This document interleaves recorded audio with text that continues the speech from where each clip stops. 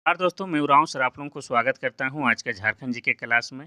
आज का क्वेश्चन बहुत ही महत्वपूर्ण है जो आपके एग्जाम में 100% देखने को मिलेगा। तो समय को न गंवाते हुए चलिए पहला क्वेश्चन शुरू करते हैं। उससे पहले बता दें कि आज का जो क्लास है इसमें जो है झारखंड जीके का मिक्सअप क्वेश्चन देखेंगे, यानी कि बहुत सारे चैप्टर को मिलाकर एक ही साथ एक ही क्लास में देखने वाले हैं। तो कुल मिलाकर आज का क्लास भी क्या है आपके लिए बेहद खास है। तो आपको क्या करना है, बिल्कुल टाइम वेस्ट नहीं करना है, नोटबुक निकाल के बैठना है। अब नोटबुक निकालना इसलिए आवश्यक है क्योंकि जो सवाल होगा उसको उत्तर हम बताएंगे, लेकिन उसके साथ जो एक्स्ट्रा फैक्ट जुड़ा होगा उसको भी डिटेल में बताते चलेंगे। ठीक है। और यकीन मानिए जो आप पढ़ते हैं याद रहता है, लेकिन जिसको आप लिख लिख के पढ़ते हैं आपके दिमाग में अधिक दिनों तक याद रहता है। और आपका एग्ज़ाम जो है बेहद करीब है। आपका एग्ज़ाम जो है 2 से ढाई महीना के बीच में हो जाने वाला है। ठीक है, 2 से ढाई महीना के बीच में आपका एग्ज़ाम एनी हाउ हो जाएगा। और कंपटीशन टफ है, इसलिए 2 से ढाई महीना को अधिक दिन मान के नहीं चलना होगा। आपको उठ-सूत के दिन-रात केवल और केवल पढ़ना है। शिद्दत से पढ़ना है, ईमानदारी से पढ़ना है और पूरे लगन से पढ़ना है। यानी कि आपको जो है अपनी तैयारी इतनी खामोशी से करना है कि आपकी सफलता जो है एक दिन पूरे गाँव मोहल्ला में शोर मचा के रख देगा। तो चलिए पहला क्वेश्चन शुरू कर ही देते हैं। देखिए पहला क्वेश्चन कहता है कि झारखंड में सर्वाधिक वर्षा कहाँ होती है? पहला है पारसनाथ, दूसरा है चाईबासा, तीसरा है नेत्रहाट, चौथा है साहिबगंज। इसका सही आंसर हो जाएगा आपका option number C Netarhat. Jharkhand में सर्वाधिक वर्षा की बात करेंगे तो कहाँ होता है? नेत्रहाट में होता है। इसके अलावा आपको बता दें कि ये जो नेत्रहाट है कहाँ है? तो नेत्रहाट आपका लातेहार जिला में है। ठीक है, लातेहार जिला में। और ये जो लातेहार है ये जिला कब बना है? तो ये जिला बना है 4 अप्रैल 2021 को। अब हम लोग बात करेंगे इस नेत्रहाट के बारे में। तो नेत्रहाट में आपका क्या है? घाघरी जलप्रपात है। क्या है? घाघरी जलप्रपात है। और घाघरी जलप्रपात जो है आपका घाघरी नदी पर है। ये भी आपको याद रखना है। साथ ही आपको क्या याद रखना है कि नेत्रहाट में ही आपका क्या है? मंगोलिया पॉइंट है। इसके बारे में क्वेश्चन पूछा जा चुका है। तो मंगोलिया पॉइंट कहाँ है? तो आपका नेत्रहाट में ही है। और आपको बता दें कि नेत्रहाट क्या है? तो नेत्रहाट एक पर्यटक स्थल है। क्या है? पर्यटक स्थल है। और यहाँ पर लोग जो है सनराइज सनसेट यानी कि सूर्योदय और सूर्यास्त देखने जाते हैं। इसके अलावा आपको क्या याद रखना है कि नेत्रहाट का जो है उपनाम है, यानी कि नेत्रहाट को क्या कहा जाता है? पहाड़ों की मल्लिका कहा जाता है।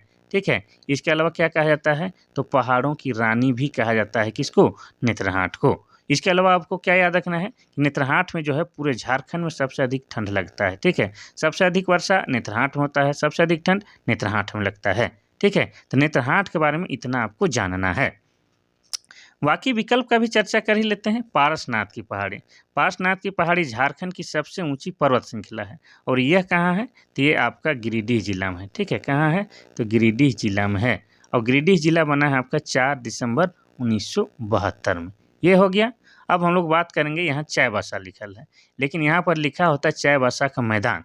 तो आपको बता दें कि चाईबासा के मैदान में जो है पूरे झारखंड में सबसे कम वर्षा होता है। ठीक है, अगर आपको पूछे कि झारखंड में सबसे कम वर्षा कहाँ होता है तो चाईबासा का मैदान में होता है। साहेबगंज की बात करेंगे तो साहेबगंज जिला बना है आपका 1983 ईस्वी में। और झारखंड का इकलौता जिला साहेबगंज है जहाँ पर आपका क्या है? गंगा नदी बहती है। ठीक है, इतना कम से कम आपको याद रखना है, बाकी तो हम देख ही लेंगे। क्वेश्चन नंबर 2 कहता है कि दामिन एक कोह की घोषणा कब हुई थी? पहला है 1831, दूसरा है 1832, तीसरा है 1824, चौथा 1855। इसका सही आंसर हो जाएगा आपका ऑप्शन नंबर ए 1824। एक्चुअली में दामिन एक कोह है, ये क्या है? एक फारसी शब्द है। क्या है? एक फारसी शब्द है। अब ये फारसी शब्द है तो इसका अर्थ क्या होता है? तो इसका अर्थ होता है पहाड़ियों का आंचल। क्या हो जाता है? इसका अर्थ हो जाता है पहाड़ियों का आंचल हो जाता है। ठीक है। अब दामिन एक कोह के तहत क्या हुआ था? तो आपको बता दें कि अंग्रेजों के द्वारा जो है दामिन एक कोह के तहत जो है जंगल को क्या है? सरकारी संपत्ति घोषित कर दिया गया था। और जंगलों को जो है साफ करके उसमें जो है संथाल जनजाति को बसाने का काम किया जा रहा था, ताकि कंपनी सरकार को जो है अधिक से अधिक टैक्स मिल सके।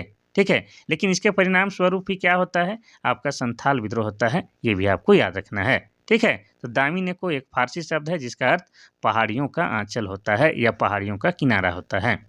1831-32 में आपका क्या हुआ था? तो हुआ था आपका कोल विद्रोह हुआ था। ठीक है, कोल विद्रोह किसके नेतृत्व में हुआ था? तो बुद्धू भगत के नेतृत्व में हुआ था। ये आपको याद रखना है। ठीक है, अब आगे बढ़ेंगे। 1832-33 में आपका क्या हुआ था? तो 1832-33 में हुआ था आपका भूमिज विद्रोह हुआ था। ठीक है, क्या हुआ था? भूमिज विद्रोह। और भूमिज विद्रोह जो हुआ था आपका गंगा नारायण के नेतृत्व में हुआ था। ठीक है, इसलिए इस विद्रोह को जो है गंगा नारायण का हंगामा भी कहा जाता है। ठीक है, अब चौथा विकल्प को हम लोग देख लेते हैं। 1855-56 में क्या हुआ था? तो आपका हुआ था संथाल विद्रोह हुआ था। ठीक है, संथाल विद्रोह। और संथाल विद्रोह को ही क्या कहा जाता है? तो संथाल विद्रोह को ही हूल विद्रोह या हूल आंदोलन कहा जाता है। ठीक है, और आपको बता दें कि संथाल विद्रोह का नेतृत्व सिद्धू कान्हू चांद भैरव और फूलो झानो, ये 6 भाई बहनों के द्वारा इसका नेतृत्व किया गया था। चलिए आगे बढ़ते हैं हम लोग क्वेश्चन नंबर 3 की ओर। क्वेश्चन नंबर 3 कहता है कि राज्यपाल किसके प्रसाद पर्यंत पद धारण करता है? पहला राष्ट्रपति, दूसरा प्रधानमंत्री, तीसरा मुख्यमंत्री, चौथा मुख्य न्यायाधीश। तो इसका सही आंसर हो जाएगा आपका ऑप्शन नंबर ए, राष्ट्रपति। ठीक है, यानी कह रहा है कि राष्ट्रपति जब तक चाहे तब तक राज्यपाल जो है अपने पद पर बना रह सकता है, और राष्ट्रपति चाहेगा तो उसको कभी भी पद से हटा सकता है, यही कहना चाह रहा है। अब राष्ट्रपति का जिक्र आया है तो भारत के वर्तमान राष्ट्रपति कौन है? भारत के वर्तमान राष्ट्रपति के नाम द्रौपदी मुर्मू है। क्या नाम है? द्रौपदी मुर्मू। और द्रौपदी मुर्मू जो है, इनके नाम एक रिकॉर्ड है कि भारत की प्रथम महिला आदिवासी राष्ट्रपति। क्या है? भारत की प्रथम महिला आदिवासी राष्ट्रपति है। और ये कहाँ की रहने वाली है? तो ये उड़ीसा की रहने वाली है। उड़ीसा के मयूरभंज की रायरंगगंज की रहने वाली है, ये भी आपको याद रखना है। ठीक है, और यह जो है राष्ट्रपति बनने से पहले जो है क्या है, ये झारखंड की, कहाँ की? झारखंड की राज्यपाल भी रह चुकी है, और झारखंड की प्रथम महिला आदिवासी राज्यपाल बनने का गौरव भी इन्हीं को प्राप्त है। ठीक है, इतना कम से कम आपको याद रखना है। देखिए, कुछ यूनिक क्वेश्चन है आज हम आप लोग के लिए लेकर आए हैं। राज्य के अन्य मंत्री किसके सलाह पर राज्यपाल द्वारा नियुक्त किए जाते हैं? पहला राष्ट्रपति, दूसरा प्रधानमंत्री, तीसरा मुख्यमंत्री, चौथा महाधिवक्ता। तो इसका सही आंसर हो जाएगा आपका ऑप्शन नंबर सी, मुख्यमंत्री। तो देखिए, राज्य के जो मंत्री लोग होते हैं उनका नियुक्ति कौन करता है? तो राज्यपाल करता है, ये सत्य बात है। लेकिन किनके सलाह पर करता है? तो मुख्यमंत्री के सलाह पर करता है। अब यहाँ थोड़ा सा हम लोग मुख्यमंत्री के बारे में जानेंगे। तो झारखंड के वर्तमान मुख्यमंत्री का नाम क्या है? तो हेमंत सोरेन। क्या नाम है? तो हेमंत सोरेन नाम है। ठीक है, और हेमंत सोरेन जो है किस राजनीतिक पार्टी से हैं? तो JMM यानी कि झारखंड मुक्ति मोर्चा से हैं। और झारखंड मुक्ति मोर्चा की स्थापना कब हुई थी? तो 1973 में हुई थी। और झारखंड मुक्ति मोर्चा का चुनाव चिन्ह क्या है? तो तीर धनुष है। क्या है? तीर धनुष है, ये भी आपको याद रखना है। ठीक है, चलिए आगे बढ़ते हैं हम लोग क्वेश्चन नंबर 5 की ओर। क्वेश्चन नंबर 5 कहता है कि विधानसभा के सदस्य किसके द्वारा चुने जाते हैं? पहला जनता द्वारा, दूसरा स्थानीय संस्थाओं द्वारा, तीसरा है राज्यपाल द्वारा मनोनीत, चौथा इनमें से सभी। तो इसका सही आंसर हो जाएगा आपका ऑप्शन नंबर ए, जनता के द्वारा। विधानसभा के सदस्य अर्थात ये किसकी बात हो रहा है? MLA की बात हो रहा है। किसकी? MLA की बात हो रहा है। ठीक है, यानी कि विधायक की बात हो रहा है। तो विधायक को कौन चुनता है भाई? विधायक को तो आम जनता ही चुनता है। तो जनता के द्वारा ही विधानसभा के सदस्य की नियुक्ति या चुने जाते हैं, ये आपको मालूम हो गया। अब हम लोग देखेंगे कि ये जो विधानसभा के सदस्य है, यानी कि विधायक बनने के लिए आपका उम्र कम से कम कितना होना चाहिए? तो आपका उम्र जो है कम से कम 25 वर्ष के रहिएगा, तभी जो है आप विधायकी के लिए चुनाव लड़ सकते हैं। यानी कि विधानसभा के सदस्य बनने के लिए आपकी उम्र कम से कम 25 वर्ष होनी चाहिए, और अधिक से अधिक तो जितना भी हो सकते। ठीक है, अब विधानसभा का जिक्र आया है तो इसके बारे में थोड़ा सा हम लोग चर्चा करेंगे। तो देखिए, विधानसभा सीट, झारखंड में विधानसभा सीट कितना है? तो टोटल 81 है। कितना है? 81 विधानसभा सीट है। और 81 सीटों का बंटवारा कुछ इस तरह से है कि एसटी के लिए 28 सीट आरक्षित है, और एससी के लिए कितना? तो एससी के लिए 9 सीट आरक्षित है, और बाकी बच गया उसको हम लोग सामान्य वर्ग कहेंगे, यानी कि सामान्य वर्ग के लिए 44 है। तो 81 विधानसभा सीटों में जो है इस तरह से बंटवारा किया गया है, ये आपको याद रखना है। साथ ही आपको क्या याद रखना है, जब विधानसभा का चर्चा हुआ ही है तो बता दें कि विधानसभा के अध्यक्ष का नाम क्या है वर्तमान में? तो रविंद्रनाथ महतो। क्या नाम है? रविंद्रनाथ महतो नाम है, ये भी आपको याद रखना है। ठीक है, हैंड राइटिंग थोड़ा ठीक से नहीं हो रहा है, कोई बात नहीं है। चलिए आगे बढ़ते हैं हम लोग क्वेश्चन नंबर 6 की ओर। क्वेश्चन नंबर 6 कहता है कि भारत का 90% अबरक झारखंड में पाया जाता है। इस अबरक को क्या कहते हैं? पहला हीरा, दूसरा है रूबी, तीसरा है सोना, चौथा है रूही। तो इसका सही आंसर हो जाएगा आपका ऑप्शन नंबर बी, रूबी कहा जाता है। वैसे आपको बता दें कि झारखंड में जो 3 जिले हैं मुख्य रूप से, एक हो जाएगा आपका गिरिडीह जिला, और आपका गिरिडीह की स्पेलिंग गलती लिख दिए। एक हो जाएगा आपका गिरिडीह जिला, ठीक है, गिरिडीह जिला। दूसरा हो जाएगा आपका हजारीबाग जिला, हजारीबाग जिला। और तीसरा हो जाएगा आपका कोडरमा जिला। झारखंड के ये 3 जिले जो हैं मुख्य रूप से जहाँ पर आपका क्या है अभ्रक पाया जाता है। जिसमें से आपको बता दें कि सबसे प्रमुख जिला कौन-सा हो जाएगा, तो सबसे प्रमुख जिला हो जाएगा आपका कोडरमा। कोडरमा में जो है आपका क्या है बहुतायत मात्रा में अभ्रक पाया जाता है। और ऐसे-वैसे नहीं, उच्च कोटि का यानी कि उच्च कोटि यानी कि उच्च क्वालिटी का जो है अभ्रक पाया जाता है। जिसको क्या कहा जाता है? जिसको रूबी कहा जाता है। इसलिए जो है इस कोडरमा जिला को जो है भारत का अभ्रक का राजधानी भी कहा जाता है। अब तो ये हो गया अभ्रक वाली बात। अब हम लोग जानेंगे मिट्टी वाला थोड़ी-सी बात। तो जिस क्षेत्र में अभ्रक मिलेगा, उस क्षेत्र में ही आपका क्या है, अभ्रक मूलक मिट्टी मिलेगा। कैसा? तो अभ्रक मूलक मिट्टी मिलेगा।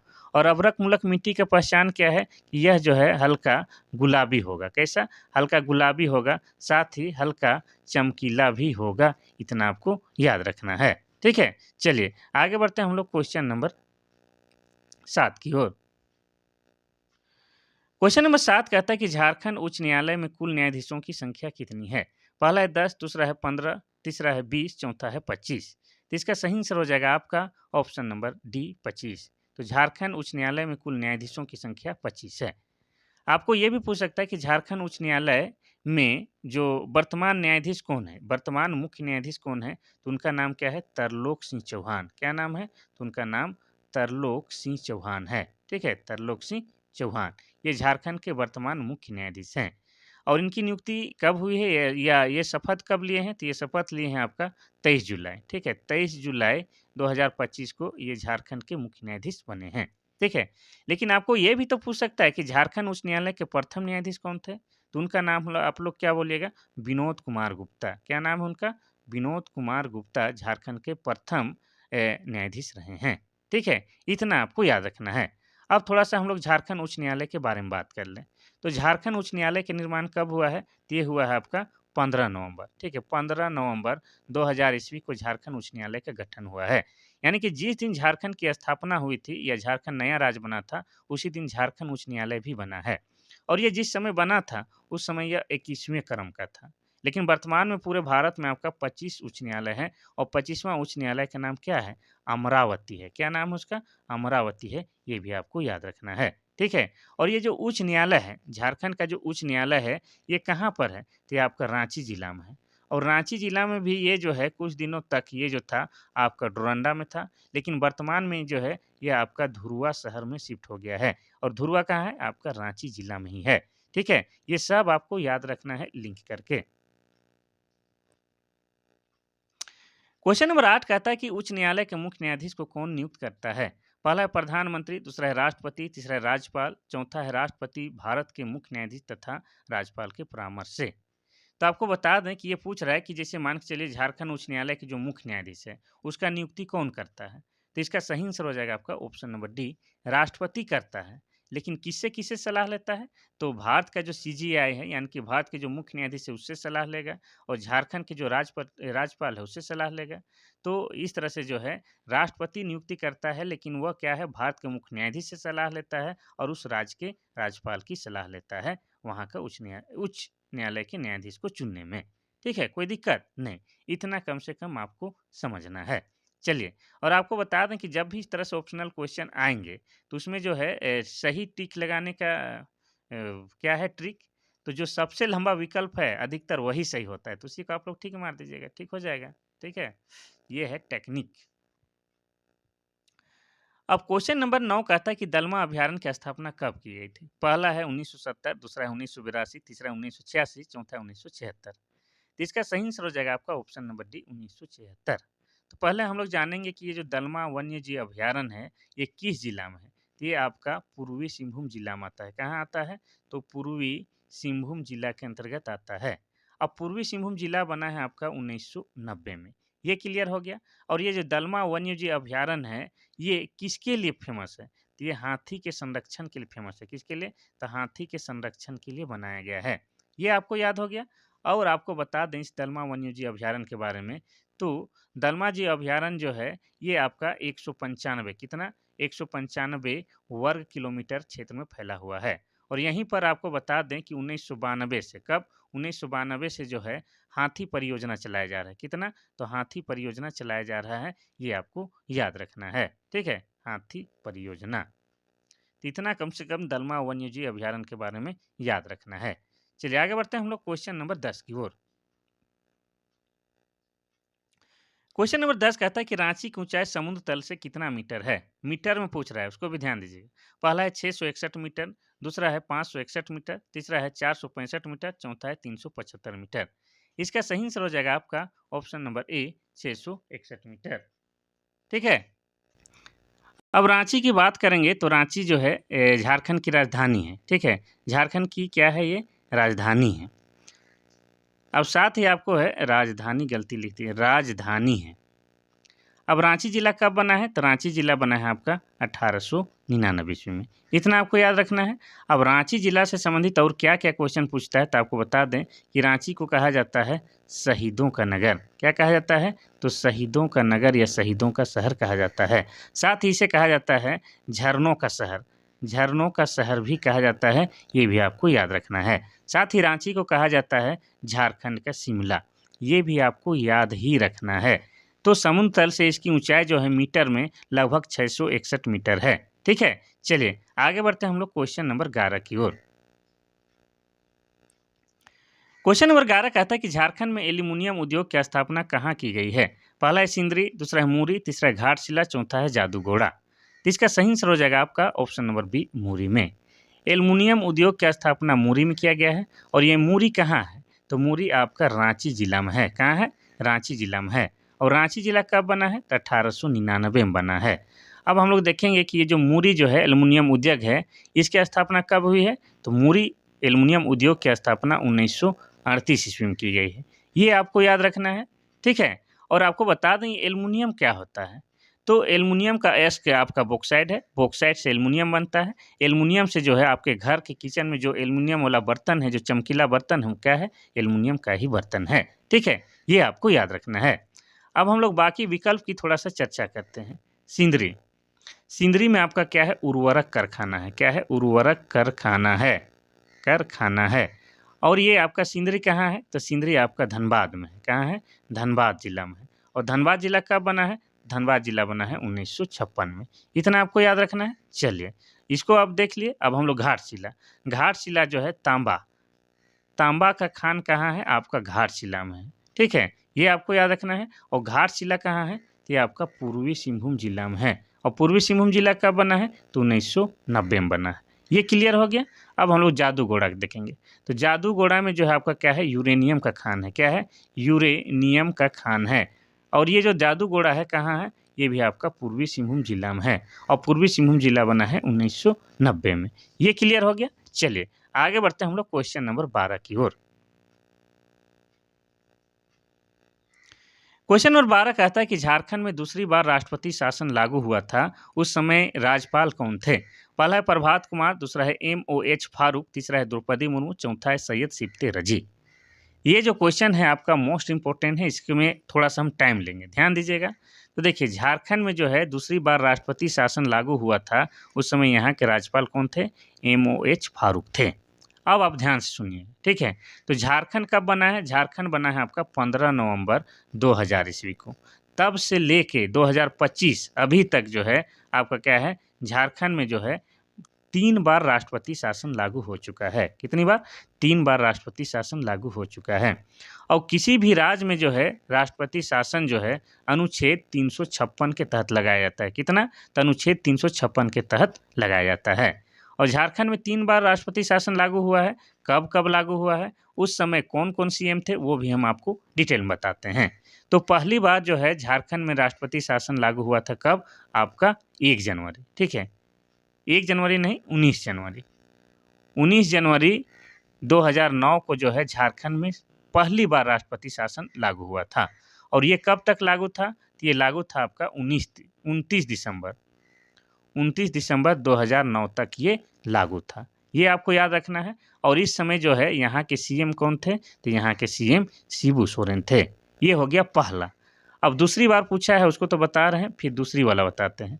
दूसरी बार जो है राष्ट्रपति शासन झारखंड में लागू हुआ था आपका 1 जून, कब? 1 जून 2010 को लागू हुआ था। और ये कब तक था? तो ये था आपका 11 सितंबर 2010 तक ये लागू था। ठीक है? और दूसरी बार जो ये लागू हुआ था, उस समय यहाँ के सीएम कौन थे? तो उस समय भी यहाँ के सीएम आपके शिबू सोरेन थे, ये आपको याद रखना है। अब तीसरी बार राष्ट्रपति शासन लागू कब हुआ? तो तीसरी बार राष्ट्रपति शासन लागू हुआ था आपका 18 जनवरी।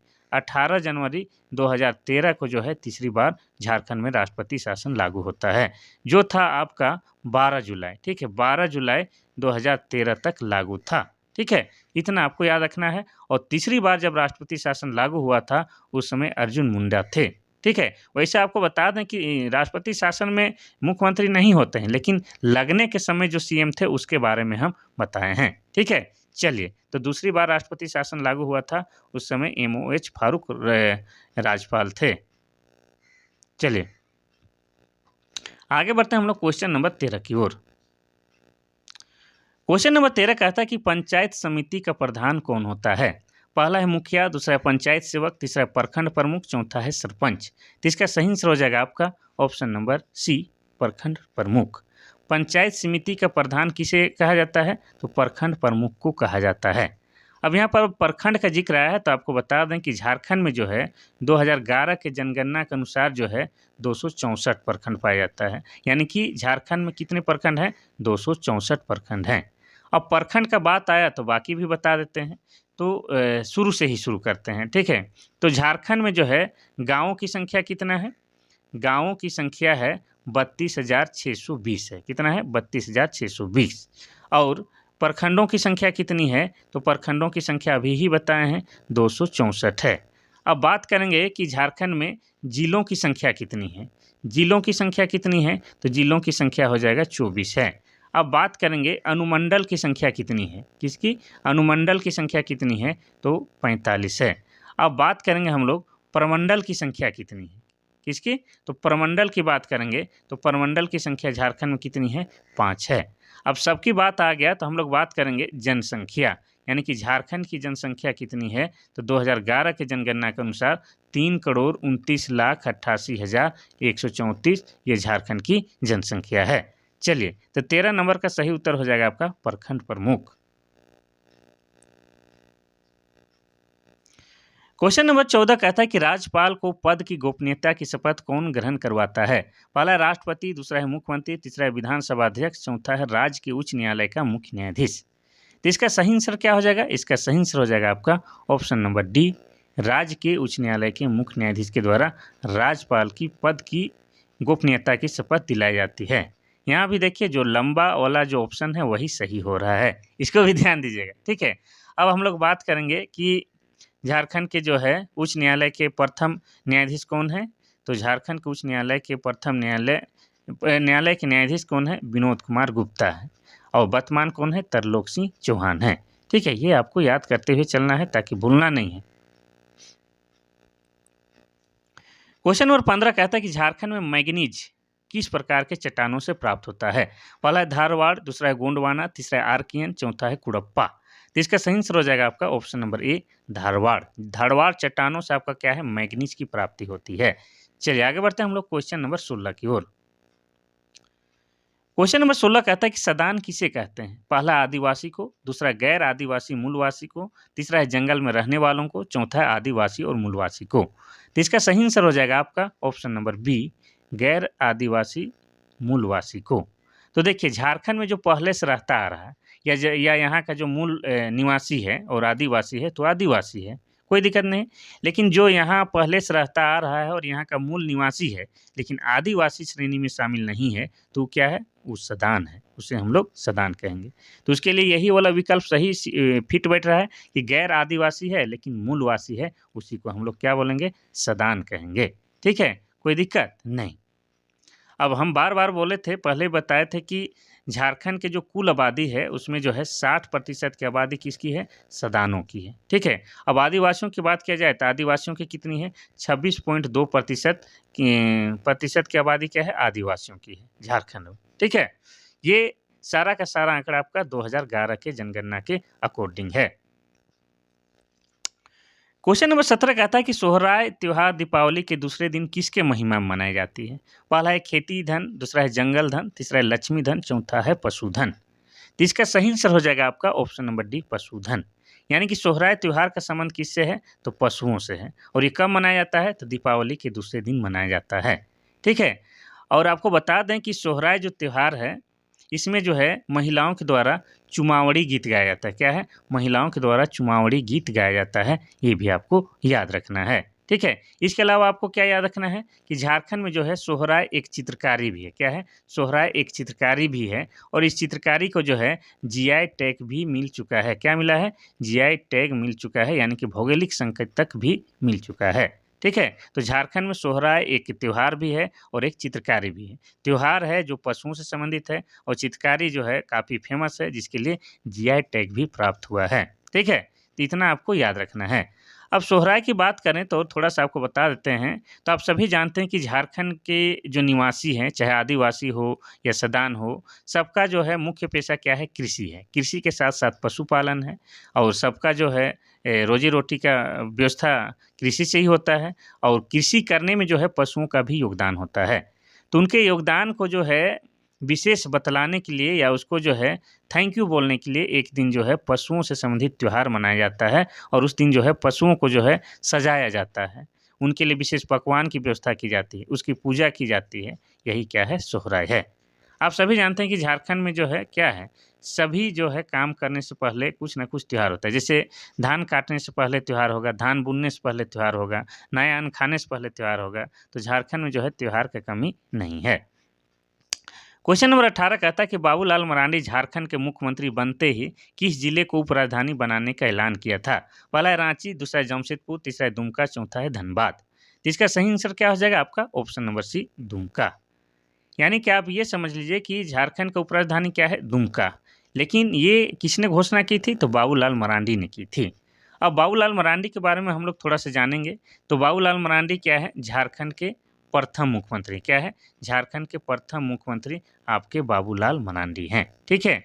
और ये मुख्यमंत्री कब बने थे? तो 15 नवंबर 2000 ईस्वी को। ठीक है? 15 नवंबर 2000 ईस्वी को ये झारखंड के प्रथम मुख्यमंत्री बने थे। और इनका कार्यकाल कब तक रहा था? तो 2003 ईस्वी तक रहा था। यानी कि 3 साल तक ये जो है क्या है? झारखंड को सीएम के रूप में अपनी सेवा देते हैं। और ये किस राजनीतिक पार्टी से थे? तो ये जो है आपकी बीजेपी से थे। किससे थे? बीजेपी से थे, यानी कि भारतीय जनता पार्टी से थे। बीच में जो है इन्होंने जेवीएम एक अलग राजनीतिक पार्टी की घोषणा करते हैं और बनाते भी हैं। जेवीएम यानी कि झारखंड विकास मोर्चा की। उसके बाद जो है इनकी अलग पार्टी थी, लेकिन बाद में इनकी पार्टी जो है बीजेपी में क्या है? मिल गई, विलय हो गई। उसके बाद वर्तमान स्टेटस क्या है? तो वर्तमान स्टेटस जो है बाबूलाल मरांडी का, ये जो है बीजेपी के नेता हैं। क्या है? बीजेपी के नेता हैं। इतना आपको याद रखना है। और बाबूलाल मरांडी का जो है चुनाव क्षेत्र या विधानसभा क्षेत्र कौन-सा है? तो आपका राजधनवार है। क्या है? राजधनवार इनका विधानसभा क्षेत्र है। और ये जो राजधनवार है आपका गिरिडीह जिला के अंतर्गत आता है। ठीक है? किस जिला के अंतर्गत आता है? गिरिडीह जिला के अंतर्गत आता है। ये भी आपको याद रखना है। चलिए बाकी विकल्प पर थोड़ा-सा चर्चा करते हैं। तो रांची क्या है? झारखंड की राजधानी है। क्या है? झारखंड की अरे राजधानी लिखने नहीं जान रहे बार-बार भाई। रांची क्या है? झारखंड की राजधानी है। ठीक है? राजधानी है। जमशेदपुर क्या है? झारखंड की औद्योगिक राजधानी है। क्या है? औद्योगिक राजधानी है। इसके अलावा आपको बता दें कि जमशेदपुर जो है झारखंड की खेल राजधानी है। क्या है? खेल राजधानी है। उसके बाद धनबाद क्या है? तो झारखंड की कोयले की राजधानी है। ये भी आपको याद रखना है। झारखंड की नहीं, भारत की कोयले की राजधानी है। चलिए क्वेश्चन नंबर 19 कहता है कि संथाल जनजाति में विवाह का सबसे सामान्य रूप कौन-सा है? पहला है बिटलाहा, दूसरा है सिंगबोंगा, तीसरा है नीरबोलोक, चौथा है बापला। तो इसका सही आंसर क्या हो जाएगा? इसका सही आंसर हो जाएगा आपका ऑप्शन नंबर डी, बापला हो जाएगा। क्या हो जाएगा? बापला हो जाएगा। ठीक है? तो आपको बता दें कि संथाल जनजाति में जो है विवाह को ही बापला कहा जाता है। इसीलिए ये जो बापला जो है क्या है? विवाह का सबसे सामान्य रूप है। अब संथाल जनजाति के बारे में जो है आपको डिटेल में बताते हैं। संथाल जनजाति जनसंख्या की दृष्टि से जो है झारखंड की सबसे बड़ी जनजाति है और पूरे भारत की बोला जाए तो भारत की जो है तीसरी बड़ी जनजाति है। क्या है? भारत की तीसरी बड़ी जनजाति है और झारखंड की सबसे बड़ी जनजाति है। अब संथाल जनजाति के द्वारा जो है कौन सी भाषा बोली जाती है? संथाली भाषा बोली जाती है। और संथाली भाषा जो है आपका, इसको लिखने के लिए जो है आपका ओल चिकी लिपि का प्रयोग किया जाता है, ओल चिकी लिपि। और ओल चिकी लिपि का आविष्कार 1941 ईस्वी में हुआ है। किनके द्वारा हुआ है? तो पंडित रघुनाथ मुर्मू के द्वारा हुआ है, ये भी आपको याद रखना है। यानी कि पंडित रघुनाथ मुर्मू ने ओल चिकी लिपि का आविष्कार 1941 ईस्वी में किया है। अब बात यहीं पर ख़त्म नहीं होता है, आपको और बताएंगे। तो देखिए, संथाली भाषा को जो है 2003 में, कब? 2003 में जो है भारतीय संविधान के 8वीं अनुसूची में शामिल किया गया है। और ये जो 8वीं अनुसूची है, इसमें जो है पूरे भारत से जो है मात्र 22 भाषा को शामिल किया गया है। उनमें से एक आपका संथाली भाषा है, ये भी आपको याद रखना है। इसके अलावा संथाल जनजाति के बारे में आपको क्या याद रखना है कि संथाल जनजाति का जो है सबसे प्रमुख देवता है, उनका नाम क्या है? सिंह बोंगा है। क्या है? सिंह बोंगा संथाल जनजाति का सबसे प्रमुख देवता होता है। और सिंह बोंगा जो है भगवान सूर्य का प्रतीक है, ये भी आपको याद रखना है। और संथाल जनजाति में जो है युवागिरी होता है, संथाल जनजाति में युवागिरी होता है, उसको क्या बोलते हैं? उसको घोटुल बोलते हैं। इसके अलावा आपको क्या जानना है कि संथाल जनजाति में जो है सबसे बड़ा सामाजिक बहिष्कार या सामाजिक दंड क्या है? तो बिटलाहा है, ये भी आपको याद रखना है। चलिए और डिटेल नहीं बताते हैं, काफ़ी टाइम हो जाएगा एक ही क्वेश्चन में, तो इसका सही आंसर हो जाएगा आपका ऑप्शन नंबर डी। संथाल जनजाति में विवाह का सबसे सामान्य रूप बाफला है।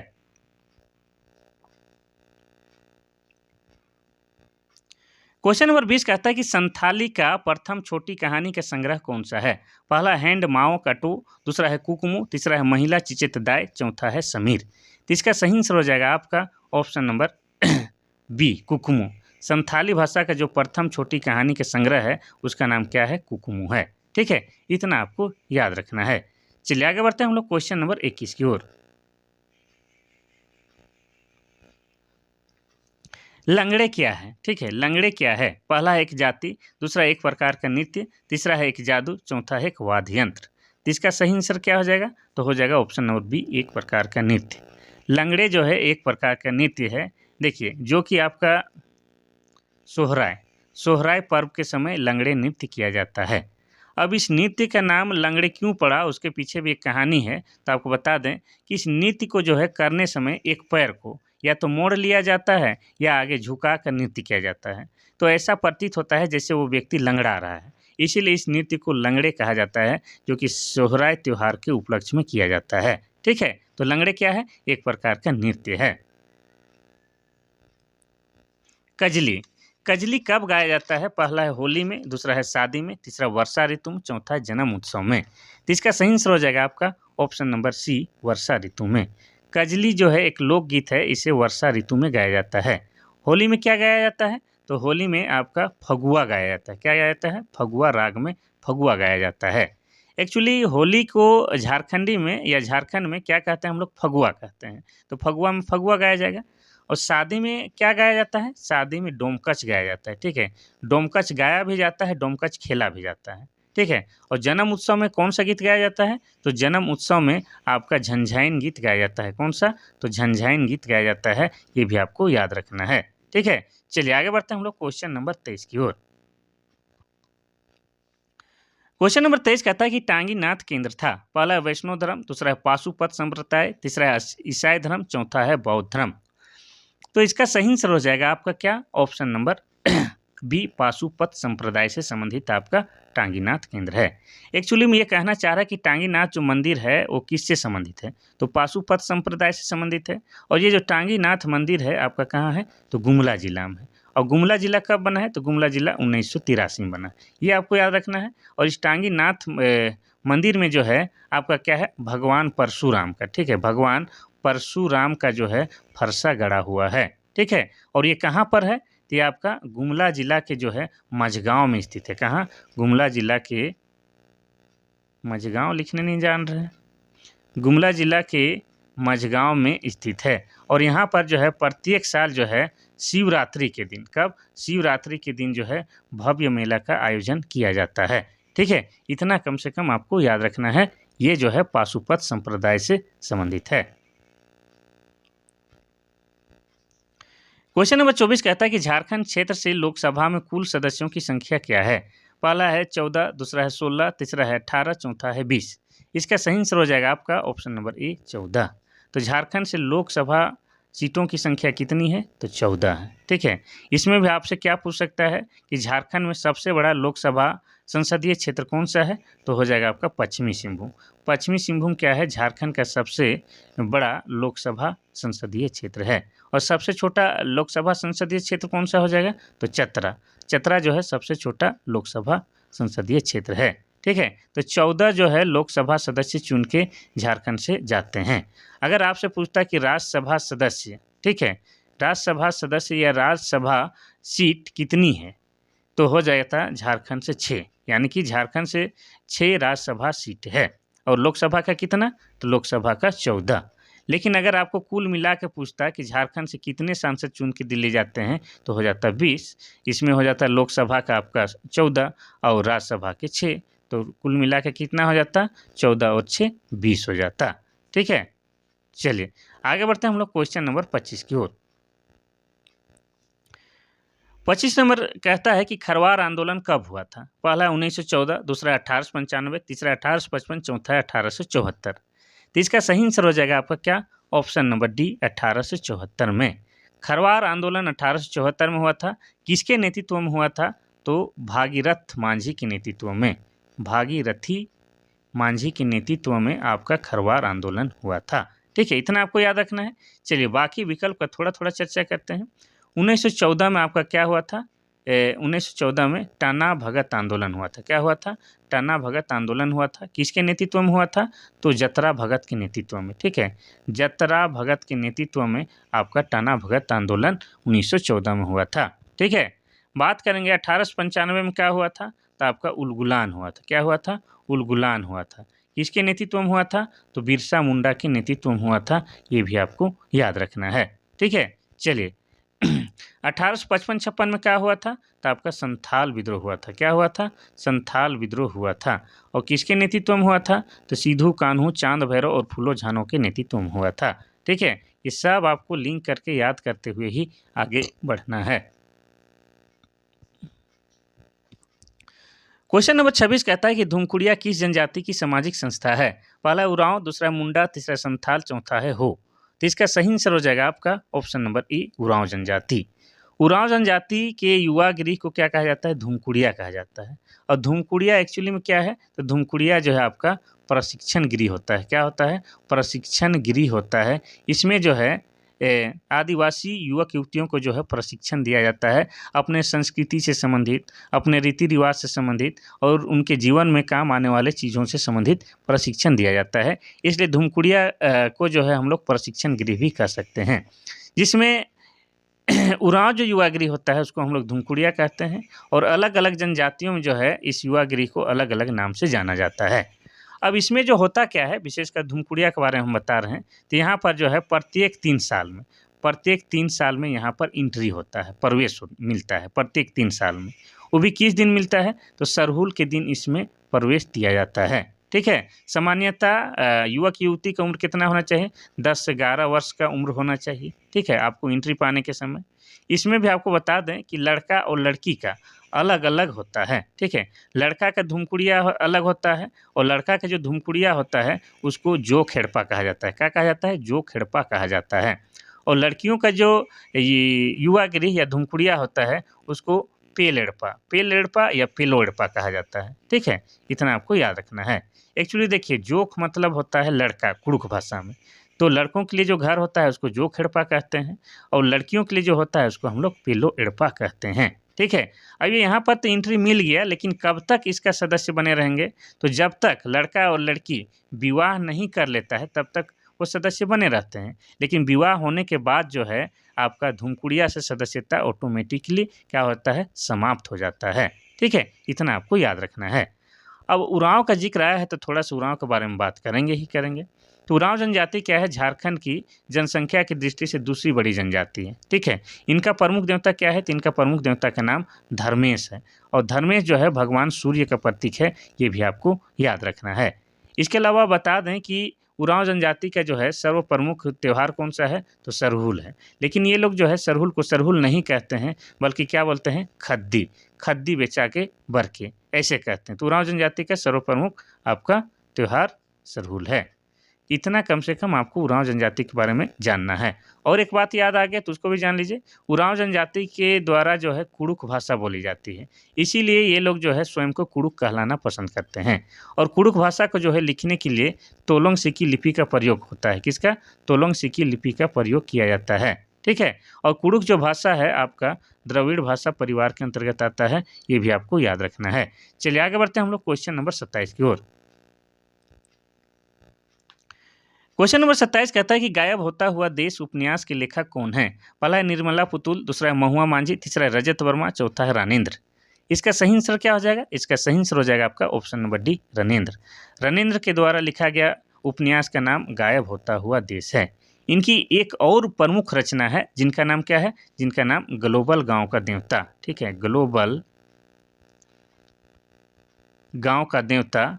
इसको भी लिखने वाले व्यक्ति कौन है, तो इसको भी लिखने वाले व्यक्ति आपके रनेंद्र हैं। ठीक है। और इन दोनों ही किताब में जो है कौन सा मुद्दा उठाया गया है, तो आपको बता दें इसमें आदिवासी संस्कृति और उनके संघर्ष का मार्मिक चित्रण किया गया है, ये भी आपको याद रखना है। ठीक है। इसमें जो है महुआ मांझी के बारे में आपको बता दें, तो महुआ मांझी जो है एक अच्छी नेत्री है, नेत्री मतलब नेता है, और एक अच्छी राइटर भी है। और वर्तमान में ये जो है क्या है, जेएमएम यानी कि झारखंड मुक्ति मोर्चा से क्या है, ये राज्यसभा के सदस्य हैं। क्या है, राज्यसभा के सदस्य भी हैं। इसके अलावा महुआ मांझी के द्वारा लिखा गया एक पुस्तक जो है काफ़ी चर्चा में रहता है, उस किताब का नाम क्या है, मारंग। मारंग गोड़ा नीलकंठ हुआ, इनके द्वारा लिखा गया पुस्तक है, और इनसे संबंधित क्वेश्चन बार बार पूछता है। चलिए आगे बढ़ते हैं हम लोग क्वेश्चन नंबर 28 की ओर। क्वेश्चन नंबर 28 कहता है कि कोचे कोड़वा नाटक के रचनाकार कौन है। पहला है सुलेमान मुर्मू, दूसरा है रघुनाथ महतो, तीसरा है रघुनाथ मुर्मू, चौथा है द्रौपदी मुर्मू। तो इसका सही आंसर क्या हो जाएगा, इसका सही आंसर हो जाएगा आपका option number A, Suleman Murmu. Suleman Murmu ने क्या लिखा है, कोचे कोड़वा नामक एक नाटक लिखी है। ठीक है। इस नाटक के रचनाकार का नाम सुलेमान मुर्मू है। रघुनाथ महतो के द्वारा क्या है, चुआड़ विद्रोह का नेतृत्व किया गया था। ठीक है, कब, 1769 में जो है चुआड़ विद्रोह का नेतृत्व रघुनाथ महतो के द्वारा किया गया था। ठीक है। और रघुनाथ महतो के द्वारा एक प्रसिद्ध नारा दिया गया था, क्या दिया गया था, अपना देश अपना माटी दूर भगाओ अंग्रेज विदेशी राज। इस तरह से कुछ नारा था, हल्का सा मिस्टेक कर रहे हैं तो आप लोग बताइएगा कमेंट करके। और रघुनाथ मुर्मू, पंडित रघुनाथ मुर्मू के द्वारा 1941 में जो है क्या है आपका ओल चिकी लिपि का आविष्कार किया गया था। किसका, तो ओल चिकी लिपि का आविष्कार किया गया था। और ये जो 1941 वाला जो ईस्वी है, इसी में आपका क्या है, झारखंड का जो है सबसे बड़ा एयरपोर्ट जो है बिरसा मुंडा एयरपोर्ट, जो कि हिन्नू में है, उसका भी निर्माण 1941 ईस्वी में ही हुआ है। ठीक है। द्रौपदी मुर्मू क्या है, झारखंड की प्रथम महिला राज्यपाल। ठीक है, झारखंड की प्रथम महिला राज्यपाल आपकी द्रौपदी मुर्मू है।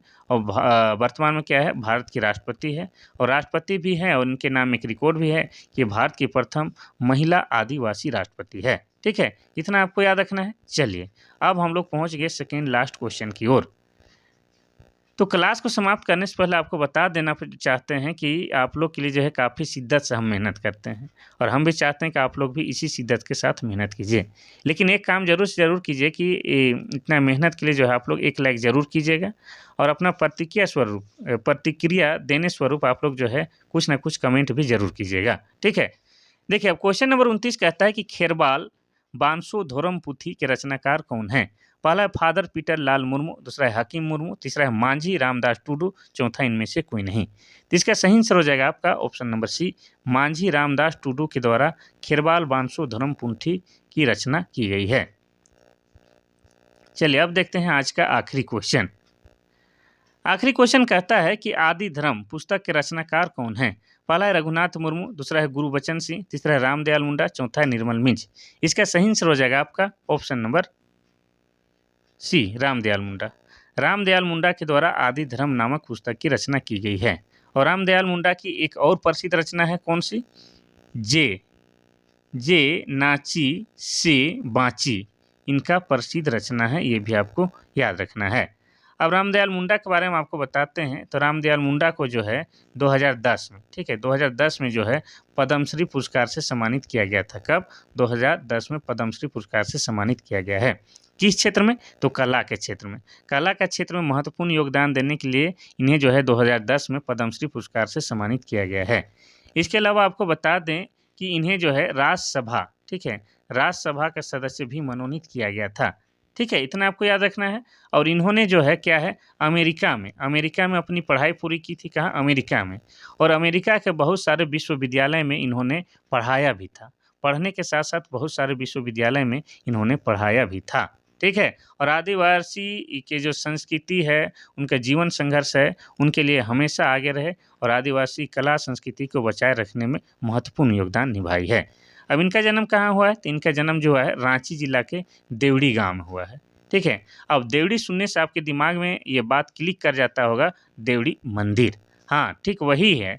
जिस गांव में देवड़ी मंदिर है उसी गांव में रामदयाल मुंडा का जन्म हुआ था। अब देवड़ी मंदिर का जिक्र आया तो थोड़ा सा बता देते हैं, फिर क्लास को समाप्त करते हैं। तो देवड़ी मंदिर जो है आपका कहाँ है? रांची जिला में पड़ेगा। ठीक है, रांची जिला के तमाड़ में आपका देवड़ी मंदिर है।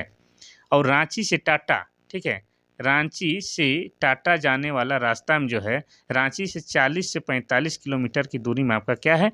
तो तमाड़ है। तमाड़ में ही देवड़ी है और देवड़ी में ही माँ देवड़ी का मंदिर है।